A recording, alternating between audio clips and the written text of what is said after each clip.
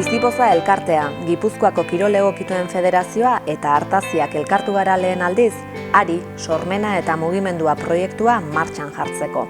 Proiektuak gorputzarekin, arteekin eta mugimenduarekin lotutako ekimen berritzaile bat sortzea du helburu. Izaera inklusiboa eta genero ikuspegia izango duena. 12 eta 21 urte bitarteko gazteei zuzendua.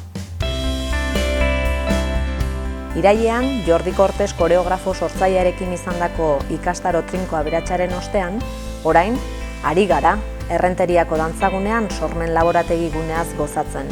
11 gazterekin, astean behin, mugimenduarekin eta gorputzarekin lotutako dinamikak lantzen eta gozatzen. Ari gara, inklusio soziala indartzen.